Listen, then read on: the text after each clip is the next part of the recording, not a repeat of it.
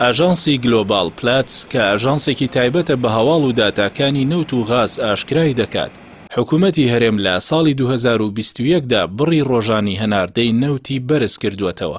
بە پێی داتا و زانیاریەکانی ئاژانسەکە لە مانگی شوباتی ئەم ساڵدا حکوومەتی هەرێمی کوردستان توانیوێتی ئاستی فرۆشتنی نەوتی بە ڕێژەی لە سەدا 4.8 بەرز بکاتەوە، لە کاتێکدا حکوومەتی عێراق بە ڕێژەی تەنیا لە سەدا 1.8 ئاستی بەرهەمێنان و فرۆشتنی نەوتی بەرز کردووەتەوە.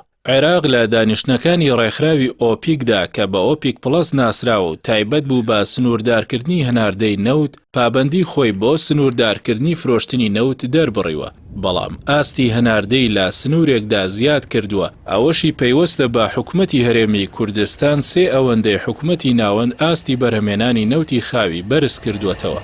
کۆمپانیای بە بازاڕکردنی نەوتی عێراق ناسراو بە سۆمۆژ دەڵێت ئەو زیادکردنی ئاستی نەوتی هەرێمی کوردستان پێچەوانەی ڕێکەوتنی ئۆپیک پڵەسە. بەو پێی هەرێمی کوردستانی ژوەک بەشێک لە عێراق دەبێت پابەندی بێت. عێراق دووەمین گەورە هەناردەکاری نەوتە لە ڕێکخراوی ئۆپیک. لە کانونی دووەمی ئەم ساڵدا بڕی هەناردەی نەوتی بە گوێرەی داتاکانی سۆمۆ 3,800,000 بەرمیلی ڕۆژانە بوو، لە کاتێکدا ئەم بڕە بۆ 3,868,000 بەرمیلی ڕۆژانە لە مانگی شوباتدا بەرز بووەتەوە. بەمەش هەردوو حکوومەتی عێراق و هەرێم ئاستی ڕۆژانەی هەناردەی نەوتیان بەرز بووەتەوە. بە جۆرێک حکوومەتی هەرێم لە مانگی شوباتدا 439,000 بەرمیلی ڕۆژانەی فرۆشتووە.